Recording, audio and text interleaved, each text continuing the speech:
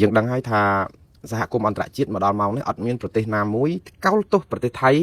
ជុំវិញអំពើឈ្លានពានលើដែនអធិបតេយ្យរបស់កម្ពុជាសូម្បីតែមួយប្រទេស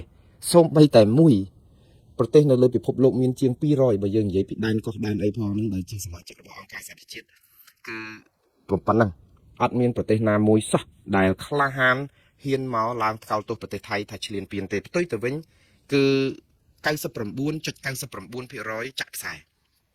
សែហ្នឹងក្នុងន័យយ៉ាងម៉េចគឺបានន័យថាចាត់ទុកថាអំពើឈ្លានពានរបស់ថៃចូលក្នុងដែនអធិបតេយ្យកម្ពុជាគឺជារឿងដែលកើតឡើងដោយភាគីទាំងពីរហើយបើសិនជាចាក់ខ្សែបែបនេះគឺ100%គឺចាត់ទុកថាខ្មែរយើងជាអ្នកផ្ដើមបញ្ហាមុនហើយព្រោះធម្មតាយើងអាចមើលឃើញសខ្មៅមើលមិនឃើញបែបនេះទេដូច្នេះយើងនៅតែគិតថាសហគមន៍អន្តរជាតិរៀងលំអៀងបន្តិចនៅក្នុងករណីសេចក្តីសន្និដ្ឋានទេយើងមិនឃើញសារណាមួយដែលមិននិយាយថាកម្ពុជាផ្ដើមនាំអាចឬនាំភ្លើងមុនហ្នឹងឯងគ្រាន់តែថាមិនថ្កោលទោសថៃមានន័យស្មើនឹងសហគមន៍អន្តរជាតិទទួលស្គាល់ថាអំពើឈ្លានពាននេះគឺប្រព្រឹត្តឡើងដូចថាការនាំភ្លើងនេះគឺវាមកពីកម្ពុជាដែរអញ្ចឹងទៅពួកអីរឿងអីដែលមិនហ៊ានថ្កោលទោសថៃបើថៃជាបងធំជាអ្នកបុលលីមានគ្រឿងសព្វាវុធសពបែបយ៉ាងអីឡាក់នឹងឡាក់ខ្មែរខ្សោយគ្រប់យ៉ាងទៅឲ្យខ្មែរទៅវាយគេមុនតែវាមិនមានតែយ៉ាងណាថ្ងៃនេះអ្វីដែលប្លែកគឺលោកត្រាំដែលហ៊ាននិយាយថាថៃផ្ដើមលៀនកន្ទុយជាថ្មីរឿងបង្កាត់ភ្លើងឲ្យឆេះនៅព្រំដែនកម្ពុជាថៃសាររបស់លោកប្រធានាធិបតីសហរដ្ឋអាមេរិកដូណាល់ត្រាំនេះគឺជាសារដែលជាទូទៅលោកត្រាំគាត់ចូលចិត្តនិយាយអីអត់សូវមានគម្របដែរទេមាត់គាត់ហ្នឹងហើយការដែលគាត់និយាយថ្ងៃនេះគាត់និយាយចេះហើយសារព័ត៌មានថៃខ្លួនឯងនឹងយកទៅចុះផ្សាយឡើងស្រោចព្រោះអីគេចង់រករឿងលោកត្រាំដែរនៅពេលដែលហ៊ាននិយាយថាថៃចាប់ផ្ដើមលៀនកន្ទុយជាថ្មីរឿងបង្កាត់ភ្លើងឲ្យឆេះនៅព្រំដែនកម្ពុជាថៃពាក្យលៀនកតុយនេះគឺជាពាក្យដែលខ្ញុំយកមកប្រើទេព្រោះអីនៅក្នុងភាសាអង់គ្លេសលោកត្រាំអត់ប្រើពាក្យលៀនកតុយអញ្ចឹងទេហើយចាំខ្ញុំអានភាសាអង់គ្លេសឲ្យបងប្អូនស្ដាប់ហើយចាំខ្ញុំបកប្រែទៅជាភាសាខ្មែរសម្រាយឲ្យងាយយល់តាមភាសាអ្នកស្រែជនបទរបស់យើងនោះខ្ញុំមិនសូវចេះបល័យបកូអីទេខ្ញុំសូមអានជាភាសាអង់គ្លេសដោយសារតែខ្ញុំអាចចាក់វីដេអូគាត់បានព្រោះវីដេអូនេះគាត់ធ្វើសន្និសីទសារព័ត៌មាននិយាយទៅកាន់សារព័ត៌មាននិយាយទៅកាន់មនុស្សរាប់លានអ្នកដែលកំពុងស្ដាប់គាត់នៅថ្ងៃទី23ខែធ្នូបាទ22តាមពិតមិនមែន23ទេមកសុំវិញព្រោះថ្ងៃនេះថ្ងៃ23ហើយគាត់និយាយចេះ Thailand is starting to shape up. You know, they started with Cambodia and they started up again. But I think we have that in pretty good shape. ពាក្យថា starting to shape up នេះជាភាសាអង់គ្លេសគឺបានន័យថាចាប់ផ្ដើមឲ្យវាដូចថាឲ្យវាមានជារូបរាងឲ្យចេញជារូបរាងចេញជាសន្តានអញ្ចឹងនៅក្នុងន័យហ្នឹងគឺវាលៀនកតុយបានន័យថាថៃគឺលៀនកតុយបង្ហាញឲ្យឃើញចរិតពិតស៊ីនរបស់ខ្លួនហើយគាត់បន្តទៀតថាបងប្អូនដឹងទេថាថៃបានចាប់ផ្ដើម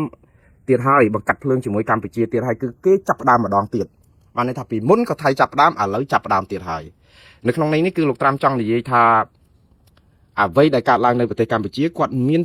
ការយល់ឃើញរបស់គាត់គិតថាថៃទេដែលជាអ្នកដែលចាប់ផ្ដើម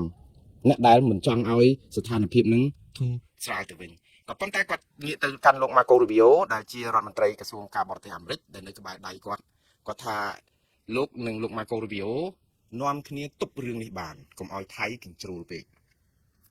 អានេះគឺជាសារពិតហើយនឹងនយោបាយលាយឡំជាមួយគ្នាដែរបងប្អូនហេតុអីបានជាលោកត្រាំមកនិយាយពីរឿងថៃខ្មែរនឹងទៀតហើយគឺដោយសារតែលោកត្រាំគាត់កំពុងតែលក់ផលិតផលមួយនៅលើឆាកអន្តរជាតិហ្នឹង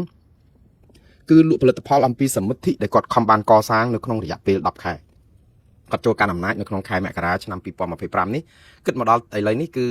11ខែហើយបងប្អូនបើយើងនិយាយទៅថ្ងៃតាមពិត11ខែ3ថ្ងៃហើយព្រោះចិត្តចូលដល់12ខែទៅហើយដោយសារតែនៅក្នុងការដែលគាត់កាន់អំណាចនេះគឺគាត់គិតថាគាត់បានប្រាប់ពិភពលោកថាគាត់បានជួយសម្របសម្រួលឲ្យមានសុខសន្តិភាព8ករណីហើយគាត់នៅតែលើកដដែលថា8ករណីមានប្រទេសខ្លះឆ្លោះគ្នា30-40ឆ្នាំប្រទេសខ្លះដូចឥណ្ឌានិងប៉ាគីស្ថានអីឈានទៅរកប្រើគ្រាប់បរិមាណូអាវុធបល័យលោកអីផងគាត់អាចទប់បានឲ្យស្របស្រួលគ្នាទៅមានកិច្ចព្រមព្រៀងសន្តិភាពជាមួយគ្នាទៅដូច្នេះគាត់កំពុងតែចង់ប្រាប់ថាជាមេដឹកនាំដ៏អស្ចារ្យអាចសម្របសម្រួលចំនួនរវាងប្រទេសនិងប្រទេសនៅក្រៅដែនអធិបតេយ្យរបស់សហរដ្ឋអាមេរិកហើយគេស្ដាប់គាត់ចុងក្រោយនៅពេលដែលរឿងថៃគាត់ទៅខំប្រឹងដល់ទីក្រុងកូឡាលំពួរថ្ងៃ26ខែតុលាឲ្យភាគីទាំងពីរហ្នឹងព្រមឈប់បាញ់គ្នាអីមានកិច្ចព្រមព្រៀងមានសេចក្តីថ្លែងការណ៍រួមអីហើយក៏គេរាប់អានោះថាជាករណី8ករណីដែលមាន16ប្រទេសនោះដោយទាំងប្រទេសកម្ពុជានិងថៃដែរក៏ប៉ុន្តែវាអត់បានចប់ព្រោះអីក្រោយទៅលោកជិះយន្តហោះមកដល់អាមេរិកវិញគឺបាញ់គ្នាប្រាំទៀតឥឡូវនេះនៅបន្តបាញ់គ្នាដល់អញ្ចឹងទៅបានជាគាត់ថាមិនមែនតែគាត់អត់មានទឹកមាត់ប្រៃទេគឺចង្រៃដោយសារថៃចាប់ផ្ដើមលៀនកតុយប្រកាត់ភ្លើងអញ្ចឹងលោកត្រាំហាក់បីដូចជាចោទទៅថៃថាចាប់ភ្លើងប្រកាត់ភ្លើងណា ខ្ញុំពេញចិត្តអ្វីដែលលោកនិយាយថាបីដូចជាផ្ដល់ភាពយុត្តិធម៌ដល់កម្ពុជាច្រើនដែរបងប្អូនដែលស្ដាប់ទៅថាសហរដ្ឋអាមេរិកដែលជាប្រទេសមហាអំណាចមួយអត់ដែលថ្កោលទោសថៃម្ដងសោះសូម្បីតែ F16 របស់អាមេរិកដែលលក់ឲ្យថៃហ្នឹងមកដល់ម៉ោងនេះលោកត្រាំអត់ទាន់បានដាក់ទណ្ឌកម្មកុំឲ្យថៃទម្លាក់គ្រាប់ប្រើយន្តហោះនឹងខុសច្បាប់ទេគឺនៅមាត់ស្ងៀមដោយសារខ្លាចមិនដឹងដែរព្រោះជាសម្ព័ន្ធមិត្តសន្ធិសញ្ញាផងឬក៏និយាយទៅខ្លាចប្រទេសទៀតដែលទិញអាវុធពីអាមេរិកទៅគឺឈប់ទិញអស់ទៅទិញទៅអីបើយើងមកបាញ់មិនកើតដដែលទិញយន្តហោះទៅអត់អាចយកទៅប្រយុទ្ធនៅក្នុងសមរភូមិដើម្បីឈប់ពេលឈ្លោះគ្នាបានខ្លាចទាំងលោកគេអន់ចិត្តទៅគេលែងទិញអាកាភ្លើងនឹងអស់អីចឹងក៏តែមិនដឹងប៉ុន្តែអ្វីដែលគាត់លើកឡើងនេះគឺវាធ្វើឲ្យផ្ដល់ភាពយុត្តិធម៌ខ្ញុំចង់និយាយថាស្ដាប់មកឬសូលោកត្រាំ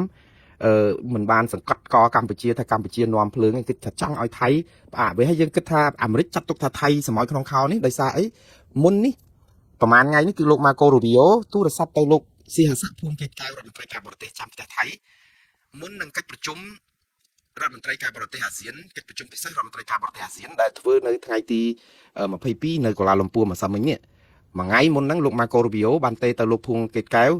ស៊ីហាសាភូមិកិច្ចការហ្នឹងប្រាប់អំពីជំហររបស់អាមេរិកហើយចង់ឲ្យស្ថានភាពហ្នឹងវាធូរស្បើយឡើងវិញគ្រាន់តែថាពេលដែលទៅលោកភួងកេតកែវហ្នឹងក៏លោកម៉ាកូរូប៊ីអូសង្កត់កកម្ពុជាបន្តិចដែរមិនមែនថាថៃជាអ្នកដែលប្រកាសភ្លើងមែនហើយប៉ុន្តែនៅតែឲ្យកុំឲ្យថាលំអៀងទៅថៃខ្លាំងពេកគឺលំអៀងមកកម្ពុជាខ្លាំងពេកសង្កត់កកម្ពុជារឿងដាក់មីននឹងដែរអញ្ចឹងទាមទារឲ្យកម្ពុជានឹងដោះមីនឈប់ដាក់មីនថ្មីអីអញ្ចឹងទៅអញ្ចឹងអារឿងចោតកម្ពុជារឿងដាក់មីននៅមានមួយកលៈទៀតអញ្ចឹងខ្ញុំនឹងបញ្យល់រឿងនេះដែរដូច្នេះបើយើងមើលគឺអាមេរិកហាក់បីដូចជាគិតថារឿងដែលចម្បាំងរាំងជលនៅទល់ដែននេះគឺភាគីដែលអាចបញ្ចប់ចំនួននេះបានគឺថៃមិនមែនខ្មែរទេព្រោះអីថៃមានសពាវុធក៏ច្រើនមានគេហៅថាព្រៀបផ្នែកយោធាអីអញ្ចឹងទៅឥឡូវយើងដឹងហើយថាលោកត្រាំនិយាយបែបនេះសារព័ត៌មានថៃហ្នឹងក៏យកមកផ្សាយចម្រុះហ្នឹងមិនហ៊ានចោទលោកត្រាំទេក៏ប៉ុន្តែប្រាប់ប្រជាពលរដ្ឋថៃឲ្យដឹងថាមើលលោកត្រាំគាត់និយាយមើលពាក្យគាត់ឲ្យបកប្រែពាក្យគាត់មួយម៉ាត់យកទៅបកស្រាយទៅបាទឥឡូវខ្ញុំមិនបកស្រាយអីវែងជាងហ្នឹងទេព្រោះន័យប៉ុណ្ណឹងគឺមានន័យគ្រប់គ្រាន់ថាចំពោះការយល់ឃើញរបស់លោកត្រាំគឺថៃឯនោះទៅវិញទេដែលមិនព្រមផលិតភ្លើងនេះតែក៏នៅតែ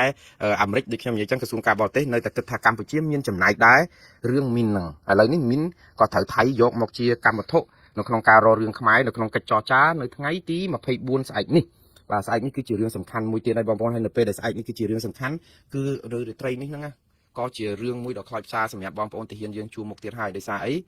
ដោយសារតែការបាញ់ផ្លោងការទម្លាក់គ្រាប់ពីភាគីថៃហ្នឹងគឺសន្ធាប់អត់មានថមថយទេព្រោះអីម៉ោងនេះអ្វីដែលអត់ថមថយគឺកងទ័ពកម្ពុជារបស់យើងគឺក៏ត្រូវតែផ្ដាច់ព្រាត់បដូរផ្ដាច់បន្ថែមទៀតហើយព្រោះថៃមកដល់ម៉ោងនេះគឺបានគ្រប់គ្រងក្នុងដែនអធិបតេយ្យរបស់កម្ពុជាច្រើនណាស់យើងមិនខ្ញុំមែនតើស្ទើរតែមិនហ៊ានផ្សាយដោយសារតែផ្សាយទៅវាហាក់បីដូចជាបំបាក់ទឹកចិត្តបងប្អូនយើងកងទ័ពយើងជួមុខដែលខំប្រឹងប្រយុទ្ធស្វិតស្វាញពលីជីវិតហើយស្រាប់តែលទ្ធផលឮមកថាថៃគេគ្រប់គ្រងបានប៉ុណ្ណេះពួកគាត់